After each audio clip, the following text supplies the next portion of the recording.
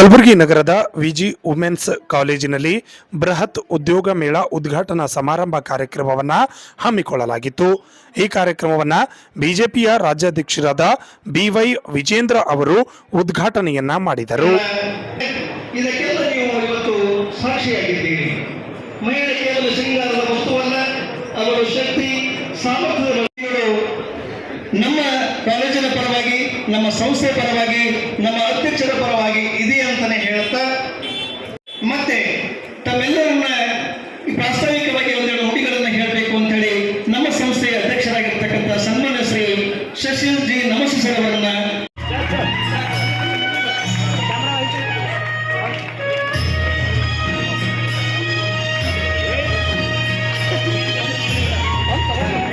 ಇದೇ ಸಂದರ್ಭದಲ್ಲಿ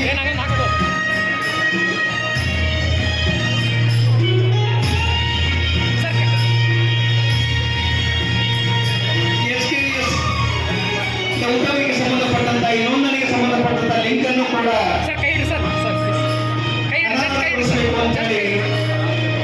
ಎಲ್ಲ ಹಿರಿಯರಲ್ಲಿ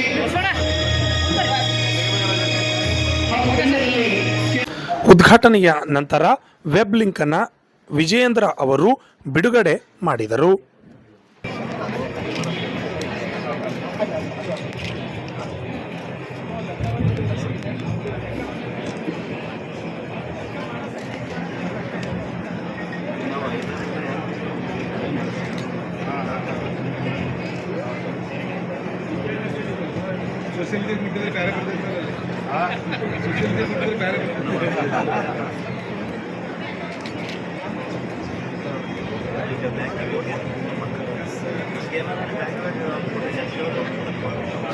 ನಂತರ ಕಾರ್ಯಕ್ರಮದಲ್ಲಿ ಭಾಗವಹಿಸಿದ ಬಿವೈ ವಿಜೇಂದ್ರ ಅವರು ಮಾತನಾಡಿ, ಮಹಿಳೆಯರು ಈಗಾಗಲೇ ಎಲ್ಲ ಕಡೆ ಎಲ್ಲ ಕ್ಷೇತ್ರಗಳಲ್ಲಿಯೂ ಕೂಡ ಉತ್ತಮವಾಗಿ ಕೆಲಸವನ್ನ ಮಾಡುತ್ತಿದ್ದಾರೆ. ಮುಂದಿನ ದಿನಗಳಲ್ಲಿಯೂ ಕೂಡ ಇಂತಹ ಉದ್ಯೋಗ ಮೇಳಗಳಲ್ಲಿ ಭಾಗವಹಿಸಿ ಉತ್ತಮವಾದ ಕೆಲಸವನ್ನ ಪಡೆದುಕೊಳ್ಳಬೇಕು ಎಂದು ಹೇಳಿದರು.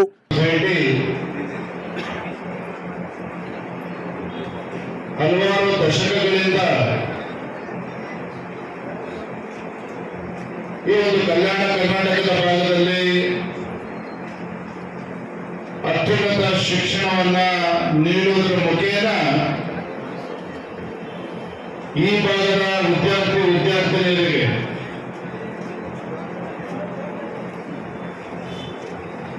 ಒಂದು ಉತ್ತಮ ಶಿಕ್ಷಣ ಕೊಟ್ಟು ಅವರಿಗೆ ಸಮಾಜದಲ್ಲಿ ಒಂದು ಬಾಳೆ ಬದುಕಬೇಕಾಗಿರ್ತಕ್ಕಂಥ ಒಂದು ಉತ್ತಮ ವಾತಾವರಣ ನಿರ್ಮಾಣ ಮಾಡ್ಕೊಂಡು ಬಂದಿರತಕ್ಕಂಥದ್ದು ನಿಜವಾಗ್ಲೂ ಕೂಡ ಶ್ಲಾಘನೀಯ.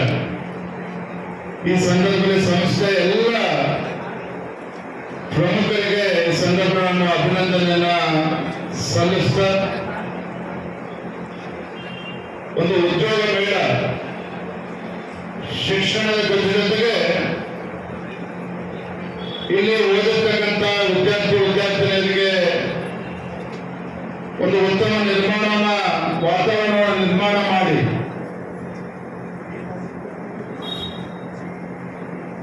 ಮುಂದೆ ಸಮಾಜದಲ್ಲಿ ಅವರು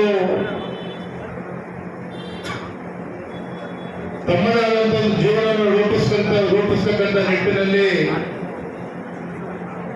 ಬೇಕಾಗಿರ್ತಕ್ಕಂಥ ಒಂದು ಸ್ಕಿಲ್, ಅದರದ್ದು ಕೂಡ ಒಂದು ಅಭಿವೃದ್ಧಿನ ಪಡಿಸಿ ಸ್ಕಿಲ್ ಡೆವಲಪ್ಮೆಂಟ್ ಕೂಡ ಒತ್ತನ್ನು ಕೊಟ್ಟು ಅವರದೇ ಆದಂಥ ಸೇವೆನ ಶಿಕ್ಷಣ ಕ್ಷೇತ್ರದಲ್ಲಿ ಮಾಡ್ತಾ ಇರ್ತಕ್ಕಂಥದ್ದು ನಿಜವಾಗ್ಲೂ ಕೂಡ ಅಭಿನಂದನೀಯ. ಆತ್ಮೀಯ ವಿದ್ಯಾರ್ಥಿನಿಯರೇ, ಈ ಸಂದರ್ಭ ನಾನು ಹೇಳ್ತಕ್ಕಂಥ ವಿಚಾರ ಅಂತ ಹೇಳಿದ್ರೆ,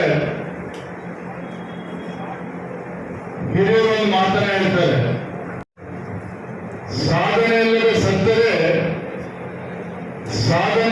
ಸತ್ತರೆ ಸಾವಿಗೆ ಅವಮಾನ,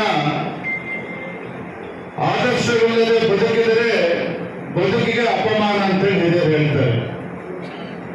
ನಾ ಯಾಕೆ ಮಾತಾಡಿ ಸಂದರ್ಭದಲ್ಲಿ ನೆನಪು ಮಾಡ್ಕೊಡ್ತಾ ಇದ್ದೇನೆ ಅಂತ ಹೇಳಿದ್ರೆ,